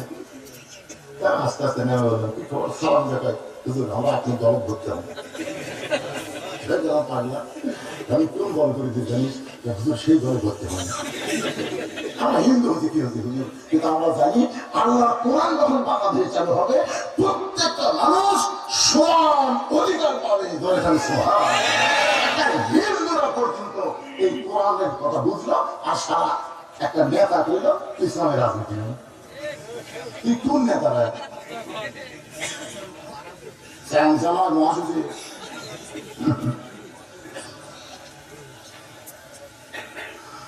তওবা করেন, তওবা করেন। গোটা কোরআনই হলো আল্লাহর নীতি। ধরে কোন কথা ঠিক ছিল বিরক্ত হচ্ছেন? আমার মায়েরা পর্দার অন্তরে বসে আছে, তাদের বাচ্চারা রাস্তায় ঘুরতেছে, এই কারণে একটু দাবি দিলাম।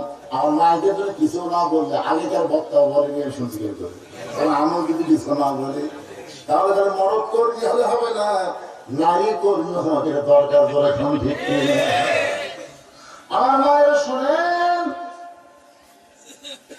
আল্লাহ নবী একদিন ফাতেমার ঘরের মধ্যে গিয়ে দেখে ফাতেমা বসে বসে কাঁদতেছে। রাসূল ফাতেমার থুতুর তলে হাত দিয়ে বললেন, মা কি জন্য কাঁদতেছিস?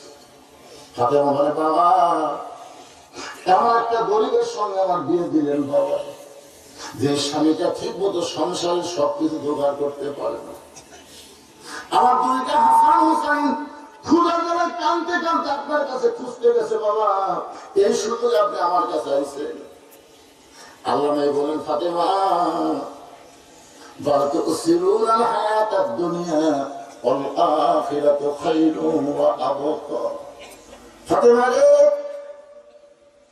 এমন কোন ব্যবহার যেন কোনদিন না করিস না যে ব্যবহারে আমার আলী কষ্ট পায়। দুনিয়ার বহু ধনী ধনী যুবক তোকে বিয়ে করবার চাইছিল, আমি ধনীদের সঙ্গে তোকে বিয়ে দেওয়ার চাইছিলাম না, কিন্তু আল্লাহ ফাটকানি করে ওই আলীর সঙ্গে তোর বিয়ে হলো। তুই আলীর উপরে মন খারাপ করিস না। সঙ্গে সঙ্গে ফাতেমা বললেন, বাবা এখন এই যে কষ্ট, এই যে রাত থেকে বাঁচতে গেলে আমি কি করবো? আল্লাহ নবী বললেন 33 বার সুবহানাল্লাহ বলবি, 33 বার আলহামদুলিল্লাহ বলবি, 34 বার আল্লাহু আকবার আমল করবি, তখন দেখবি দুনিয়ার মহব্বত কমে যাবে, আখিরাতের চিন্তা আল্লাহ তোর অন্তরে বাড়িয়ে দিবে। পরের দিন আবার নবী ফাতেমার কাছে গিয়ে বললেন, ও ফাতেমা তুই কি কখনো মনে করিস তোর বাবা আল্লাহর নবী বলে আল্লাহ তোকে জান্নাত দিবে? এই কথা কি তোর কখনো মনে হয়? ফাতেমা বলে বাবা, বারবার আমার মনে হয় আমার বাবা বিশ্ব নবী, আমার বাবা নবীদের নবী, সেই নবীর মেয়ে হওয়ার কারণে আল্লাহ ওকে জান্নাত দেবে। রাসূল বলেন ফাতেমা এই কথা খবরদার আর কোনদিন মনে করবি না। জান্নাতে যদি যাওয়ার চাস না, তাহলে জান্নাতের আমল করে তোকে জান্নাতে যেতে হবে। ফাতেমা বলে বাবা জান্নাতের আমল কি আপনি বলেন? রাসূল বলেন ফাতেমা মাত্র 4টা আমল করলে আল্লাহ 8টা জান্নাতের দরজা খুলে দিবে। 1 নম্বর আমল হচ্ছে পর্দা, 1 নম্বর আমল হচ্ছে পর্দা, 2 নম্বর স্বামীর কথা মতো চলা, 3 নম্বর হলো নামাজ, 4 নম্বর হলো রমজান মাসের রোজা। এটা হাদিসে দেখবেন 1 নম্বর নামাজ, 2 নম্বর রোজা, 3 নম্বর শরীরের হেফাজত পর্দা, 4 নম্বর হলো স্বামীর কথা মতো চলা। এটা হাদিস গবেষণা করে আমি বুঝতে পারলাম মেয়েরা যতই আমল করুক কবুল হবে না যতক্ষণ তারা পর্দার ভিতরে না থাকবে। ধরে কোন ঠিক না, যত আমল করুক আমার মায়েরা, কোন আমল আল্লাহর দরবারে কবুল হবে না যতক্ষণ পর্দার ভিতরে না থাকবে। এই জন্য আল্লাহ কোরআনে বলেছেন وقرن في بيوتكن ولا تبرجن تبرج الجاهلية الأولى। মায়েরা একটু মনোযোগ দিয়ে শোনেন না, আমি আবার আকাদুল্লাহ হাফাতুকাদির উপর ফিরে আসবো। আপনার কি বিরক্ত হচ্ছেন? সঙ্গে সঙ্গে ফাতেমা বললেন বাবা তাহলে মেয়েদের 4টা আমলের মধ্যে গুরুত্বপূর্ণ কোনটা? আল্লাহ রাসূল বলেন পর্দা। সঙ্গে সঙ্গে ফাতেমার কাছে একটা ওড়না ছিল, এই ওড়নাটা নবীর সামনে এভাবে মাথায় দিয়ে বললেন বাবা এই মুহূর্ত থেকে আমি পর্দার ভিতরে ঢুকে গেলাম। পর্দা করা শুরু করলাম না, পর্দার ভিতরে ঢুকে গেলাম।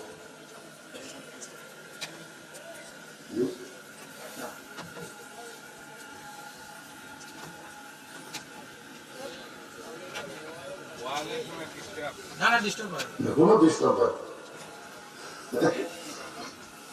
পর্দার ভিতরে কি হলো? আপনার বউ বলে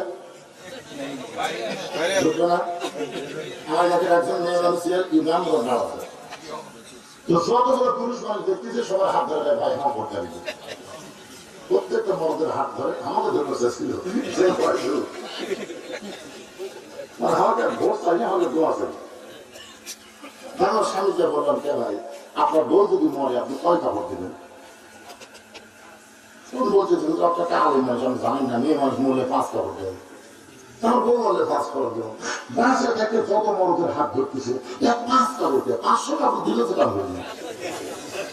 পর্দা কোন বাসা অবস্থা, মরার পর তো কোনো পর্দা নেই, কথা কান না কেন?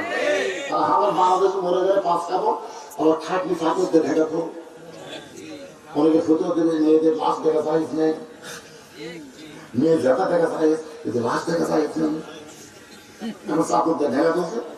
ফেরেশতারা বলতেছে আল্লাহ এই মেয়ে যখন জীবিত আসলো গোটা দক্ষিণ মহেশ কি মহেশপুর সবাই ছিল, তো মরে গেলে 5 কাপড় আবার খাটনি চাকর দিয়ে ঢাকা কেমন কি?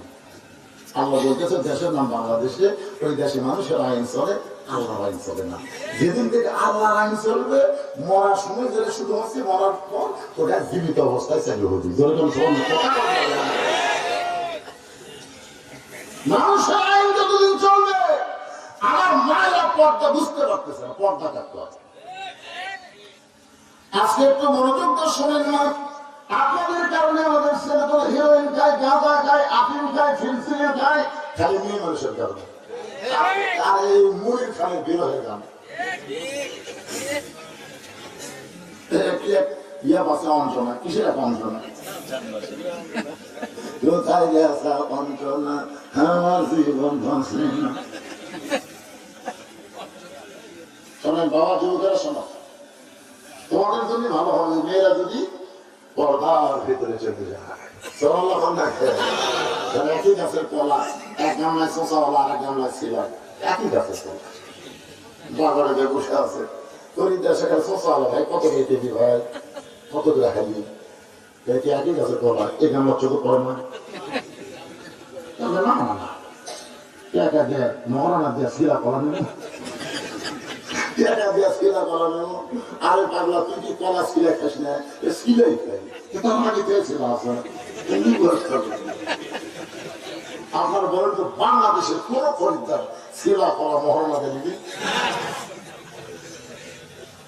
আজকে মেয়েদের মহরণা কেন বাকি আর মোটর সাইকেল নগদ কেন? একটাই কারণ ছিল। আমার মায়েরা যারা পর্দার তাদের একটু পর্দার শোনেন। গভীর রাত্রে ফাতেমা হযরত আলীকে বুকের মধ্যে নিয়ে কাঁদতেছে। আলী বলতেছে, ফাতেমা হঠাৎ কান্দার কারণ কি? বলে, স্বামী গো, আল্লাহ তাআলা আমার দোয়া কবুল করছে। আমি মুসকে মুসকে হাসেন, বলে, ফাতেমা আল্লাহ দোয়া কবুল করছে, শুকরিয়া আদায় করে আনন্দ করো, কান্দো কেন? বলে, স্বামী কি দোয়া কবুল করছে আপনি কি শুনবেন না? আমি বলে, ফাতেমা কি দোয়া কবুল করেছে? ফাতেমা বলতেছে, আল্লাহ পর্দার মধ্যে আমার মৃত্যু দিবে।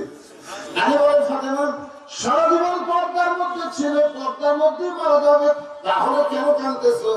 ফাতেমা বলে, স্বামী তো এই মৃত্যুটা কবে হবে সেইটা কি শুনবেন না?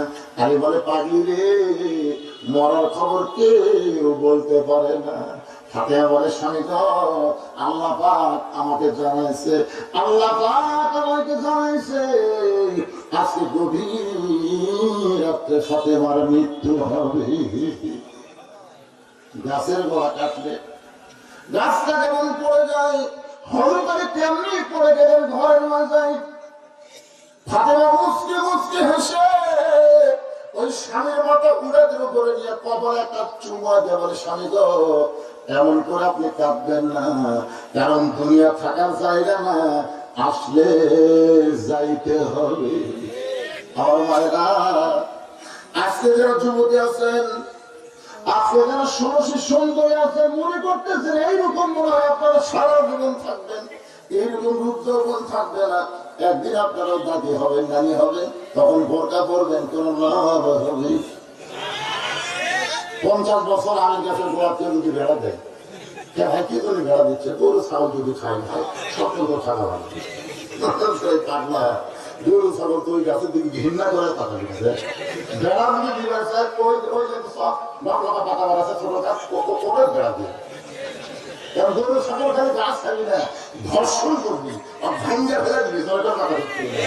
আমি মা বোনদের জন্য বলবো, বোরকা যদি করতে চান, পর্দা যদি করতে চান, ওই দুই মানুষকে বোরকা করে কোনো লাভ হবে না। যুবতী অবস্থায় আপনার চেহারা সব কিছু পুরুষের কাছ থেকে আড়াল করে রাখতে হবে। বোরকা তো করবি না তা কিন্তু না, করবি দূরই হলে। আজকে গভীর রাত্রে আমার মৃত্যু হবে, আমি মরে গেলে আমার 3টা চাওয়া আপনার পুরো করা লাগবে। 3টা চাওয়া। আমি কান্দের বলে, ফাতেমা দুনিয়ার জীবনে গরিব ছিলাম বলে তুমি কোনো কিছু আমার কাছে চাও নাই।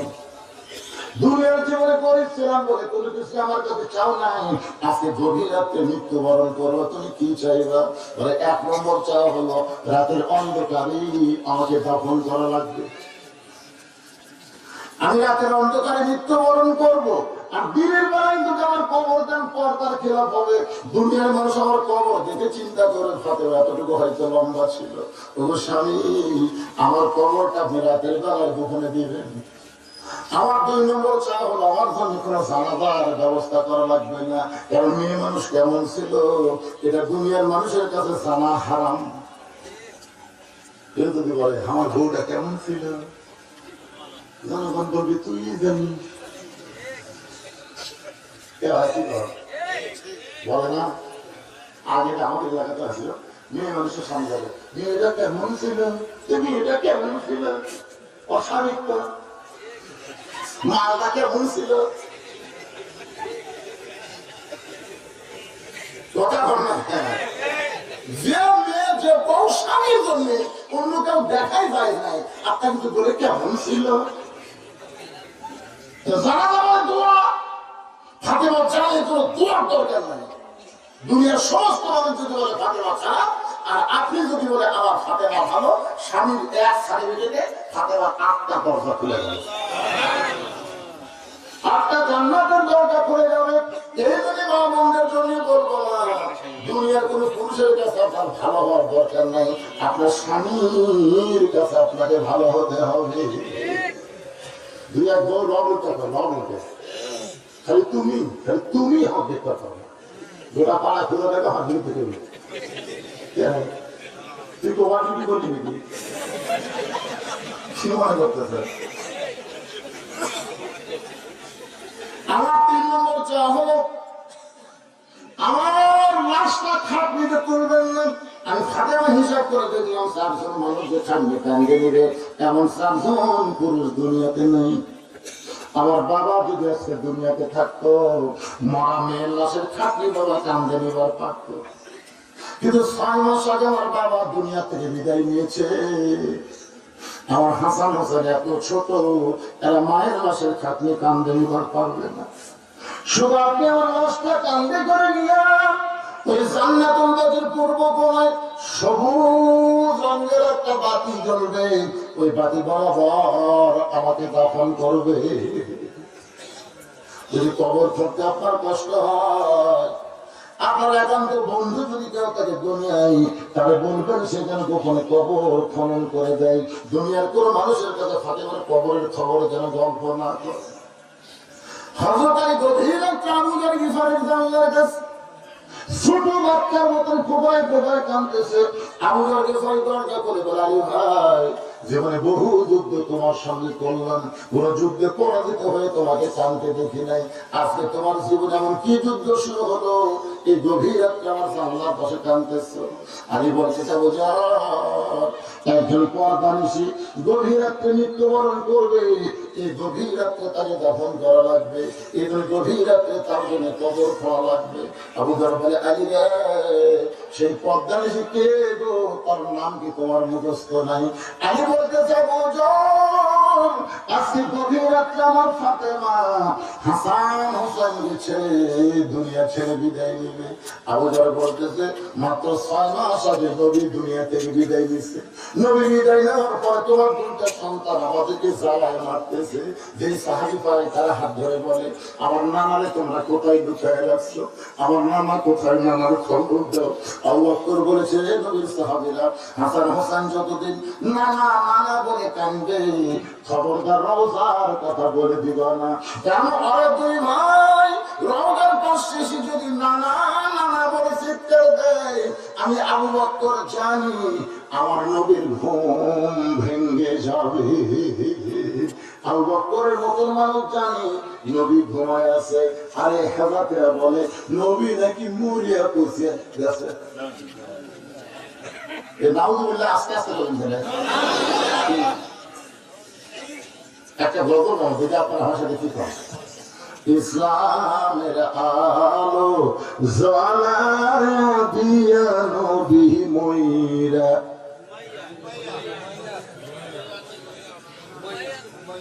মইরা নাই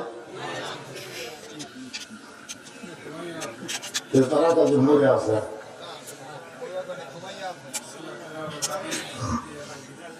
তাহলে আমার সাথে আবার সাথে করবে ছেলেরা, তোমার জীবনে কত বাজে গান গেলে বলে একটা শরীর গান গাও। ইসলামের পতাকা উড়ায়া দিয়া নবী শুইয়া আসল সোনার মদিনা। এই যে নবীর নাম শুনে তো দূরে পড়েন না, এই দূরে কুটি যায় কে দেয়? ফেরেশতা দিয়ে নবীর কাছে জমা দেয়। একটু মনোযোগ দিয়ে শোনেন। আবু বকর বলতেছে, যদি হাসান হোসেন নানা নানা বলে কান্দে, নবীর ঘুম ভাঙ্গা যাবে। এই জন্য যতদিন নানাকে খুঁজবে তোমরা যেন কেউ রওজা দেখায় দিও না। আজকে 6টা মাস আমার 2টা সন্তান চোখের পানি বন্ধ করে নাই। আবার আজকে গভীর রাত্রে মা দুনিয়া থেকে চলে যাবে। আমাদেরকে করে বলে, আলী রে, তোমার হাসান হোসেনকে তুমি কেমন সামলাবা? আলী বলতেছে, যা রে কবর কর। আমাদেরকে বলে, কোথায়? জান্নাতুল বাতির পূর্ব কোণায় গিয়ে দেখে সবুজ রঙের একটা বাতি জ্বলতেছে। যেই বাতির কোনো আলো, যেই বাতির কোনো তার নাই, যেই বাতির কোনো সুইচ নাই, বিনা তারে বিনা সুইচ আমার আল্লাহ তাআলা অটোমেটিক জ্বলায়া দিছে। আমল দিল আশা ইমানের সাথে যদি আমল ঠিক করে তাহলে কবর আপনার অন্ধকার হবে না, ইমানের নূরে কবরকে আল্লাহ আলোকিত করে দিবে। কবরে দরজা ভাঙা কিছু নাই, তাহলে আপনি কিছু দিয়ে ভাঙলেন, আপনি কবরে খালি খালি গেছেন। কিন্তু যেদিন ডাক করিবে কবর মাঝে যাইতে, জোগাড় কিছু করছো বন্ধু তার মাঝে বিছাইতে। দরবারে একটা পাগল ভাবতে যাওয়া আসা করতো, কখন হাসি কখন কান্দে। পাগল না হলো বাহুল পাগল, ধরেন কি পাগল পুজোর নাজের একজন ফরিদ হারুনের কাছে রিপোর্ট করতে যাবো না, এই পাগলা রাজদরবার আসার কারণে রাজদরবারের মর্যাদা নষ্ট হয়ে যাচ্ছে। কখনো হাসে কখনো কান্দে, এক দরবার থেকে ভাই করে দেন। ফরিদ হারুন চিন্তা করলো পাগলকে তো জোর করে ভাই করে দেবেন। পাগলকে ডাক দিলেন, ভাবুন ভাই, ভাবুন তো আমার ভাই করে ডাকলো, কাছে যাবো যাবো না, কি খবর? বলে ভাই আমার একটা কাম করে দেবেন। তাহলে বলে কি চান? বলে আমার এই যে লাঠিটা আছে, লাঠিটা তোমার দিলাম, তোমার সাথে বোকা মানুষ যদি কোথাও পাও তার লাঠিটা তার দিয়ে দিবে, তোমার সাথে বোকা হবে না। দারুণ পাগল লাঠি চলে গেছে, হাসতে হাসতে চলে গেছে। খলিফা হারুন বলতেছে জানো এ পাগল আর আসবে না। উজি নাজির মন্ত্রী বলে কেমনি বুঝলেন? বলে আমার সাথে বোকা মানুষ খুঁজেও পাবি না, আসলে পাবি না। কারণ পাগল নাকি তো সব জায়গায় বোকা নাই, এ মানে ঠিকই আছে। আসলে কয়েক বছর হয়ে গেল বাহুল পাগলা রাজদরবার আসে না। উজি নাজির মন্ত্রী বলে যাও না, আসলে আপনার জ্ঞানের তারিফ করতে হয়, কি ডোজ দেওয়া গেছে, আর আসে না। খলিফা হারুন দুর্বল হয়ে যখন বিশ্রাম পড়ে গেছে, ওই সময় বাহুল পাগল লাঠি নিয়ে আসবে। খলিফা হারুন কে এতদিন লাঠি নিয়ে ঘুরতেছে, তোমার সাথে বোকা মানুষ পাওনি। বাহুল পাগল বলে যাবো না, আজকে পাওয়া যাবে। খলিফা হারুন বলে আমি আর তুমি ছাড়া ঘরে কেউ নেই, তাহলে আজকে কোথায় কেমনি পাইবেন? বাহুল পাগল বলে যাবো না। আপনি যেখানে অবস্থান করতেছেন এই শহরের নাম কি বলে? বাগদাদ শহর। মনে করেন এখান থেকে 10 দিনের সফরে আপনি মক্কায় যাবেন। আপনি বলেন তো মক্কা নগরে 10 দিনের সফরে আপনি কেমনি যাবেন? খলিফা হারুন বলে বাগদাদ হলো আমার চেনা, মক্কা হলো আমার অচেনা। চীনা শহর থেকে অচেনা শহরে 10 দিনের সফরে যদি যায় তাহলে মাল সামান জোগাড় করে আমাকে রওনা দেওয়া লাগবে। তো অচেনা শহরে আমার যেন কোনো বিপদ না হয়। বাংলা পাগল করে যাবো না, দুনিয়ার একটা শহর থেকে একটা শহরে 10 দিনের সফরে যদি মাল সামান জোগাড় করে রওনা দেন তাহলে এখনই যদি আপনার মৃত্যু হয়, আখিরাতের বিশাল একটা জগতের সফর আপনার সামনে পড়ে আছে। ওই জগতের সফরের জন্য আপনি কতটুকু মাল সামানা জোগাড় করেছে। খলিফা হারুন কান্দে, এতদিন মনে করেছিলাম তুমি পাগল, কিন্তু আজকে দেখলাম তুমি পাগল না, আমরাই হলাম বোকা। বাহুল পাগল বলে তাহলে আপনার লাঠি আপনি নেন। এই দুনিয়াতে আসার পরে মৃত্যুর সামনে আছে এটা জানার পরেও যারা কবরের পাথেও জোগাড় করে না তারা হলো সব চাইতে বড় বোকা। এখন আমার সাথে যারা সামনে বসে আছেন আপনার বোকা হবেন না চালাক হবেন? যারা যারা চালাক হবেন আল্লাহকে একটু হাত দেখান দেখি, একে একে হাত করে নি, আল্লাহ যায় হাত করে নি, আর বোকা করে ধরতে পারে।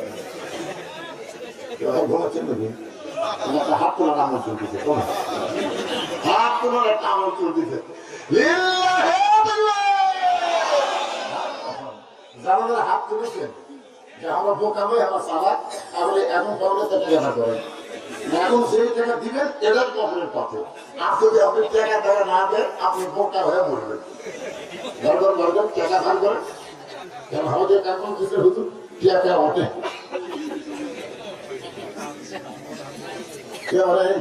সব হাত করছে আপনাদের ব্যাগ উঠি বস্তা হয়ে দেবে। উঠি না মানে টাকা থাকবে সালা করে টাকা দান করবেন, আজকে যেটা দান করবেন এটাই হবে আপনার কবরের পাথর। মানে এই জন্য যে পারবে না মানুষ নেই। এখানে এমন কোন আল্লাহর বান্দা আছে হুজুর আমার বাপ মা মারা গেছে, বাবা রুহের মাত্রাতে আমি 500 টাকা দান করবো, আমি 1000 টাকা দান করবো, আমি 2000 টাকা দান করবো, এরকম যদি কেউ থাকেন তাহলে এটা কেজি এসে আমাকে দিতে পারবো।